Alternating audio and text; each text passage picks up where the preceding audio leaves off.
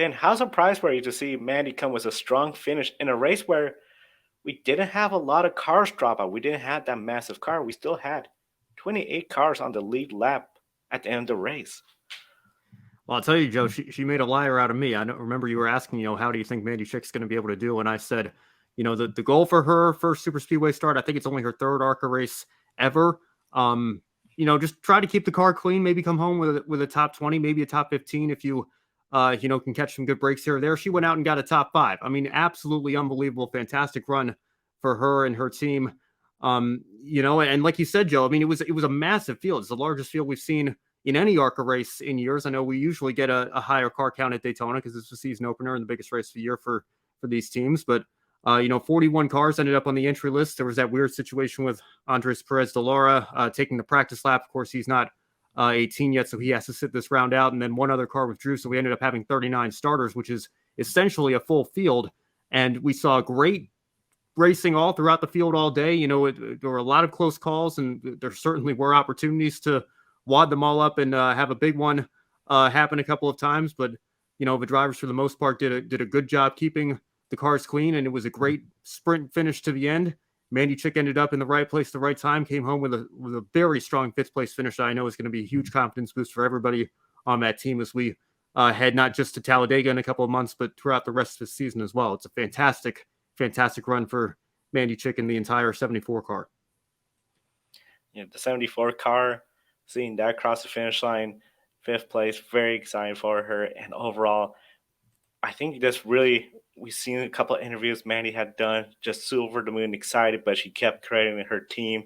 They worked hard at it, and I think it really shows that for a small team, especially in the super speedways, it is an equalizer where, as pretty much we've heard time and time again, if your car could start, you have a shot at winning it as long as you keep everything clean. One driver that had a little bit of issues, but still come home in 6th place, Amber Balkan, was running up front for most of the race, but of course she had that contact with Frankie Muniz, some damage to the car, but was still able to be up front contending almost all race long. Overall, did Amber look like she had been a contender for a top 10 or a win had it not been for the damage? And what is this leading up for Talladega? Is this going to set up for bigger expectations? Yeah, I think so. I mean, anytime you're driving a Venturini car on a super speedway, I mean, that alone comes with expectations of running up front and competing for the win.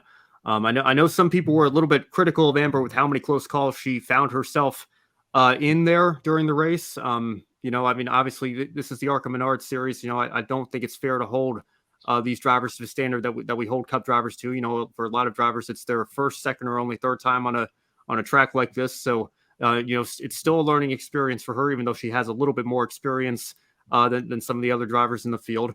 And she did a solid job, making the best of what she had, because she did pick up a little bit of damage during a couple of those close calls.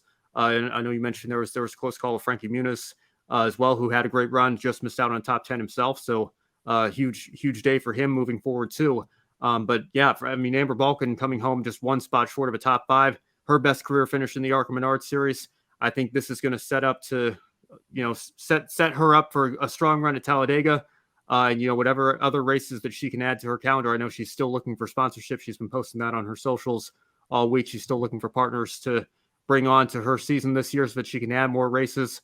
And she's going to have a great car and a great opportunity to do it again when we get to Talladega here in just a couple of months. So I'm looking forward to seeing what she can do. Talladega is going to be really interesting. Of course, that is the biggest super speedway here in the United States. As we mentioned, 28 cars finished on the lead lap. The next race for the ARCA Menards Series a couple of weeks' time at Phoenix. Some of the other drivers, Natalie Decker, 14th place in her super speedway return in quite some time. Logan Misaraka, 18th in her super speedway debut. And Tony Brenniger, 23rd, not exactly the day she was hopeful for, especially with Venturini and seeing what Amber had done. Had to be a little bit of a disappointment to be 23rd, but overall finish on the lead lap, completing all the laps. Which drivers, Ben, did you feel made the most of the race weekend out of all of them? Yeah, I mean, it was an unfortunate deal for Tony Breidinger there. Again, she was also involved in a couple of close calls. There was that one instance where, I forget if they were going into turn 1 or going into turn 3, but she ended up on the apron on the flat, and had to get the car, low down a little bit and ended up sliding back up onto the banking. So that kind of shuffled her back and, really was never able to recover there. So 23rd, definitely not the day that she would have hoped for. I know she's going to be back later this season as well on a partial schedule of Venturini. So she's going to have some opportunities to make up for that. Logan Misaraka, I was very impressed with in qualifying, but she was kind of involved in that first opening incident on the second lap. Her car started slowing. I don't know if she had a tire issue or something like that, but she was able to recover, get back up, run up front for a little bit, come home, with a solid finish in the middle of the pack.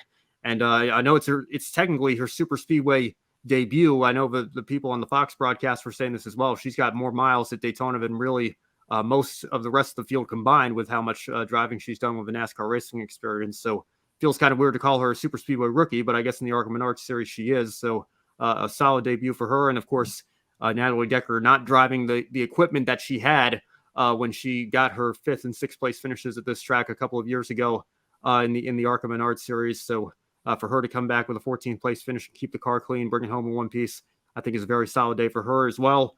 But the driver that made the most out of the race weekend, I mean, it has to be Mandy Chick. I mean, that is not a car that is on the same level budget wise as your Venturinis or your Joe Gibbs number 18 cars or your Rev Racings or a team like that. For a team like Mandy Chicks to come together and bring home a top 5 finish at Daytona is just an incredible story, and one that I think is going to set them on a good path for the rest of the 2023 season.